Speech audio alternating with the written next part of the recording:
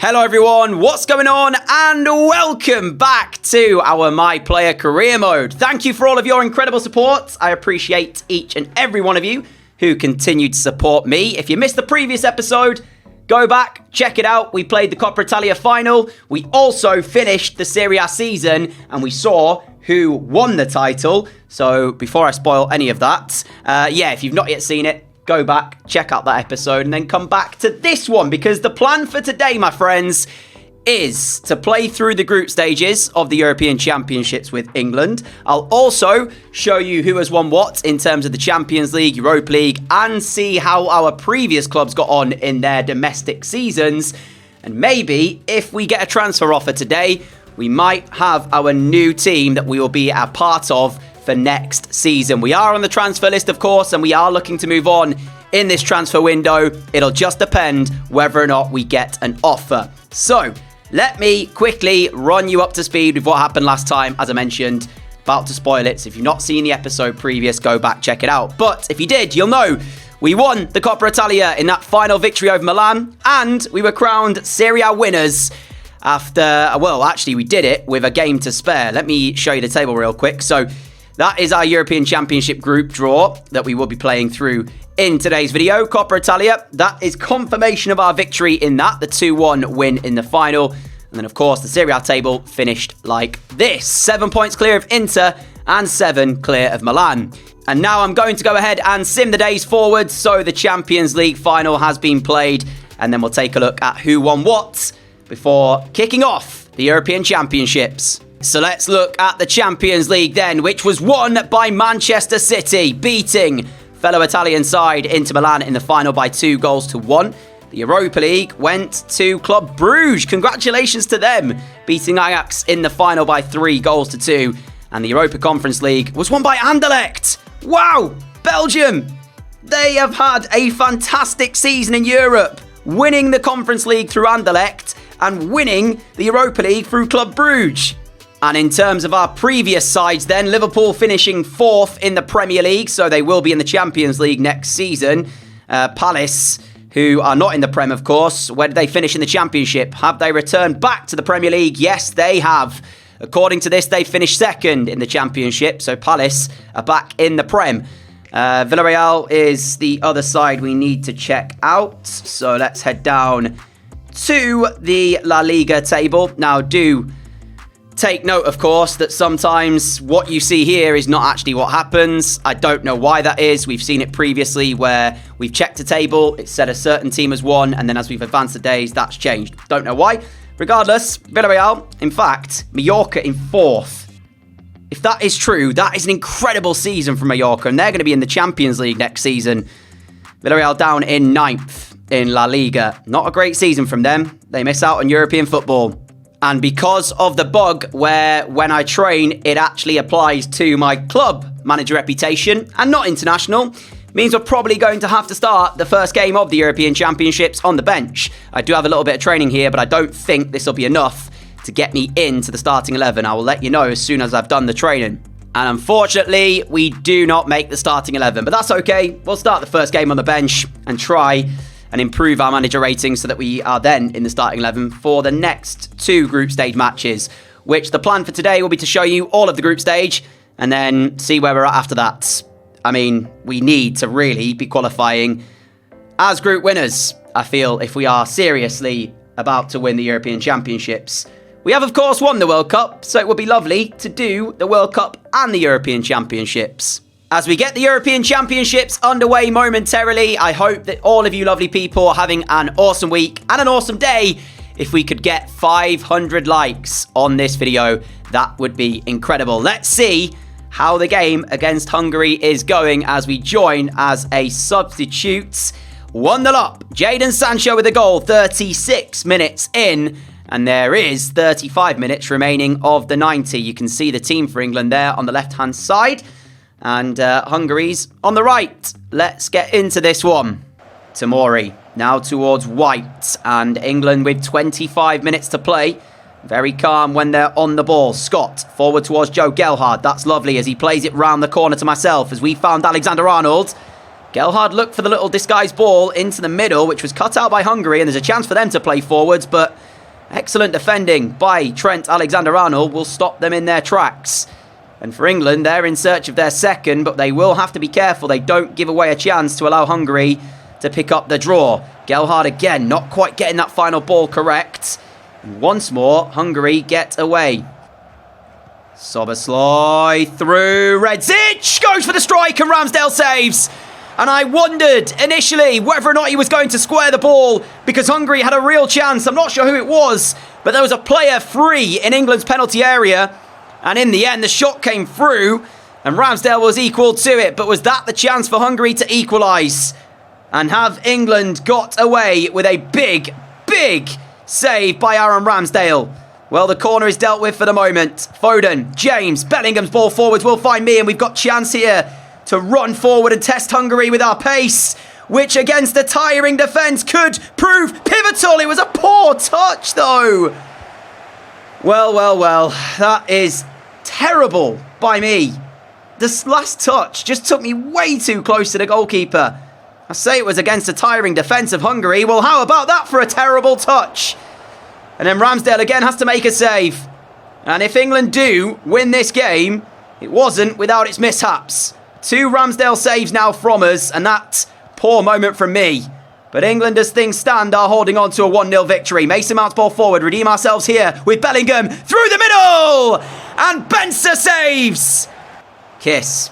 Schaefer. 5 minutes of the 90. Reece James in. Winning it back for England. Now Joe Gelhardt. We have made our move down the right-hand side. Saka into our left. 1-2 maybe with Bukayo Saka. We keep hold of the ball and spread it out to the left wing for Foden. Foden inside. Looking for Gelhardt. He finds him. Gelhardt plays me. It's 2 for England. And that will seal the victory in match day 1 of the European Championship group stages. Hungary gave their best. They had 2 moments where they tested Ramsdale. But in the end, England proved true. And England will win by 2-0 to start the European Championships off. And initially, we thought the chance might have gone. Foden's cross deflected. But it finds its way to Joe Gelhardt, who lays it onto myself. The first touch to set it onto our favoured left side. And the finish was clinical. Last moment of the game. Corner ball for Hungary. Goalkeeper is up. I don't really know why. Because even if they get a goal back, they will not have enough time to try and find their way back into this and draw the game 2-2. But that is full time anyway. It does in fact finish 2-0. And we have picked up our first victory as we came on as a substitute and got ourselves a goal. I'm hoping I'll be in the starting 11 for match day 2. And we don't even need to worry about training because the manager rating has been achieved by completing our objectives. Man of the match as well in the game, having only featured for 35 minutes of it. What happened in the other game in our group? Netherlands beat Austria, who we now face here today in this one. So, yeah, Netherlands off to a winning start. I'm off. Well, I say I'm. England off to a winning start. The reason I said I'm is because I've just noticed what's happened to our manager rating there. Now, I said we'd get into the starting 11. So I think what's happened is it's gone on to my Juventus manager rating. Hence why I'm not starting once again. It's brilliant that we're nearly at the end of this game cycle and it's still a bug. Well, looks like we're on the bench for this one as well then against Austria. Let's see what the result is as we click play match. I don't have any training, unfortunately, to be able to... Wait. It's saying quick sim. So it's not even showing me that I'm actually even on the bench, apparently. So it's over to the lads to try and get the results, of which we do not. It is a 1-1 draw. Adamu and Foden with the goals. Right, well, we're advancing the days forward again. And again, I've got some training, but it's not going to be enough to get me into the starting 11. So on that, I don't know whether or not we will also play some of the knockout rounds in this video as well, because I don't want the video to be too short. But I would normally put just the group stage in one video and then have the knockout rounds as its own video, pretty much. But I might have to include both today, because again, we're not starting this one. So, it's the Netherlands. Qualification is all but secured. Austria would have to beat the Netherlands. Sorry, Austria would have to beat Hungary and we'd have to lose to the Netherlands. But then I think we're still through anyway, but we shall see after this one. We join the game, 0-0, half an hour to go. And we are on for Mount this time, who started at right wing. Here is Scott, finding the feet of Foden. Foden on the turn. He hasn't really got too many runners in front of him.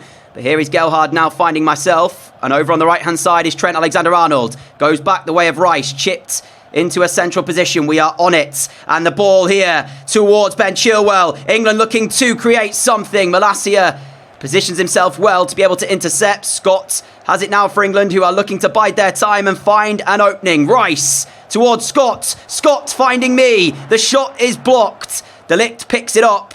And so far, there's no way through, as England had a decent spell of possession there in and around the Netherlands penalty area, but just couldn't quite craft the chance. I mentioned as well, when the European Championship group stages were drawn, that we'd be looking to top the group. Well, to do that, we have to beat the Netherlands here now. Here is Xavi Simons, now towards Frimpong. 14 minutes remain. The Netherlands venturing forwards here. Marlon towards Brobby, towards De Jong, and Frankie De Jong has given Netherlands the lead, which, if Austria are winning elsewhere, and goal difference swings their way, could see England out of the European Championships. I think they had a -3 goal difference and we had a +2, so it would have to be a huge goal swing. But what it does mean is that group winners of this group is not going to be us.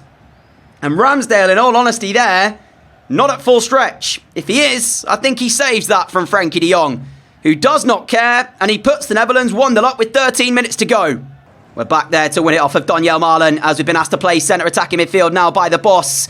The switch up in formation, trying to get England back in this one. Rice, Gelhardt now, Bellingham towards Foden. Foden, back the way of Jude Bellingham, towards Gelhardt to Saka, and we just can't, again, find our way through. Chilwell, left-hand side, looks for the cross, and in and around our final third, the final third of the Netherlands, we've just not picked out the right passes. England, we've not utilised the ball effectively whatsoever in this one. Donyell Marlon now trying to get them forwards. I was trying to win it back, recognising the time was going. Caught Marlon late, apologies. It probably will be a yellow card as well. And that is even more frustration for England, who it looks like are going to fall to a defeat in their final group stage match. And to be honest, having only played the first game in which I scored, missed the second one, wasn't even in the team for that one, wasn't even on the bench. Brian Brobby, big save, Ramsdale, to then lose this one. I am not all too optimistic about the knockout rounds of this European Championships. If we do go on to the final and win it, we are going to have to be far better than we have been here. It will finish Netherlands 1, England 0. And Austria's victory over Hungary does put them onto 4 points with us. However, it will mean that we are through due to the fact that we ended up having a better goal difference, I'm pretty certain. So let's just double check that. European Championships. There you go. We are through in second. Very, very narrowly through, though. Group C, Poland still yet to be crowned champions of that group. So, yeah, just Group A finishing as well, which Spain and Ireland were the two who made it through in Group A. And apparently, I am now suspended for this quarter-final against Spain. These Euros are not going too well for me right now. Spain, England is the draw. Norway will take on Germany. Netherlands will play Ireland. And Italy play Poland in the quarterfinals. And I'll miss this game here as we look to secure a spot in the semi-final. Now, let's see. Can the lads do the business? Ansu Fati, Sanchez and Gavi as the front three for Spain. If I'm not mistaken as well, Sanchez is actually a centre midfielder.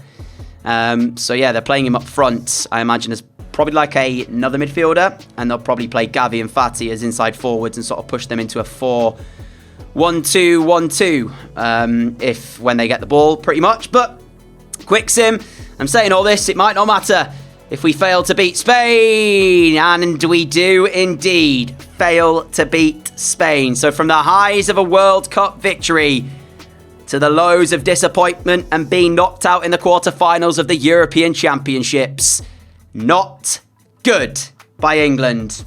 And with that, it's time to end the season. And I'm hoping You might remember I have been transfer listed for quite some time now at Juventus after I fell out of favour with the manager for a bit. I got transfer listed and then I'm never able to take myself off the transfer list. It always, if I go in to try and do it, says retire and there's no option to be asked to be removed from the transfer list. I've had offers over the season, which I've then rejected because I wanted to stay at Juve until the end of the year, but I've not had an offer yet since we are looking to leave. So I'm hoping that when I get into the next season, we will start to see some offers come through. We know that the Champions League winners were Manchester City. So having already been in the Premier League, having won it with Liverpool, I was thinking maybe go to whoever wins the Champions League because that's the trophy I want the most. That's the one that we are missing in terms of club football as a player. So, well, not the only one, but the big one, if you will. So we'll see. Let's see what the transfer window brings. Into next season we go. Two teams have made an offer to sign us, so let's talk about both clubs, one of which has just won last season's Champions League and has the slightly better squad.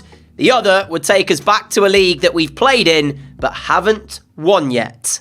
Let's have a look at both teams. And the first team is none other than Real Madrid, which would see us return back to Spain, back to La Liga, which we failed to win in our time with Villarreal. Let's have a look at their squad, because as you can see, they've only got one goalkeeper, but he's a spectacular goalkeeper in the form of Courtois. In terms of the attacking talents, they've got a striker here, and I'm going to call him Adrian for now. So, yep, alongside him, they've also got Jelavic. Out wide, they've got Madueke, who would play at right wing, and that is the position that we are currently playing in this Juventus team, but we can always swap around where our position is. Marvin as well, Jack Grealish and Vinicius Jr. as the two left wingers at the club. In terms of midfielders, Verratti, Ødegaard, Havertz, Reina. As I'm scrolling through, you'll see, actually, they don't really have many defensive-minded midfielders, this Real Madrid team. So that is an area that hopefully, if we were to join them, they would look to strengthen into the defensive areas. And yeah, it's decent, but I don't think their squad is as good as option number 2, the Champions League winners of last season. The only downside to this option is that it does take us back to a league which we have already won. But if the aim is for the Champions League to be what we're focusing on next season, they've got a real shot at winning it because they are looking to defend it. Because, my friends, option 2 is Manchester City. And their squad is unreal. Ederson and Ramsdale, two top goalkeepers at the club, as you can see. Ramsdale 86 rated, Ederson 91 rated. So whichever one of those two ends up starting, both brilliant. It would see us link up with this man, Erling Haaland, 94 overall at this stage. Alongside him, they've also got Christensen as well, 88 rated. In terms of right wingers, there's a lot of the club. So Rodrigo, very, very good. Pedro Gonzalez as well. They've also got Phil Foden, who would play on the left-hand side. Midfield, they're stacked with talent. Jorginho is very old now, so I don't imagine he'll play. He might even be retiring at the end of this season. But former teammate of ours, Camavinga, Tchouaméni, Valverde, Nunez, Rodri, still very good as well. 89 rated at the age of 32 into defense. They've got so many good defenders. The one thing to remember, and this is something that has been a bit of an issue for us in terms of the My Player series, is when we join a team, a lot of players seem to move on through sales and whatnot. So I don't know if that will happen with either of these two teams that we could join. So do keep that in mind. In terms of the squad, City's is slightly better in terms of their depth and probably starting 11. They are the Champions League holders, so they look to defend their title. Real Madrid would take us to that league that we haven't yet won in La Liga. We have won the Premier League, of course. So let me know your thoughts down below in the comment section. As always, I massively appreciate all of your lovely people's comments. I might release a poll on the community section of the channel. I've not decided yet, but if I do, I will put it as a comment underneath this video saying that there is a poll to vote in, and you probably have already seen it anyway, if so. But that is going to be where we end today's video. I want to say a massive thank you for watching. We failed to achieve our objective in the Euros with England, So that's unfortunate, but I do hope that you have enjoyed regardless. Please do leave a like if you did enjoy. 500 would be amazing. And if you are new around here, like what you see, hit that subscribe button down below. And I will look to get you the next episode of My Player Career Mode very, very soon with our new team. Who will it be? Man City or Real Madrid?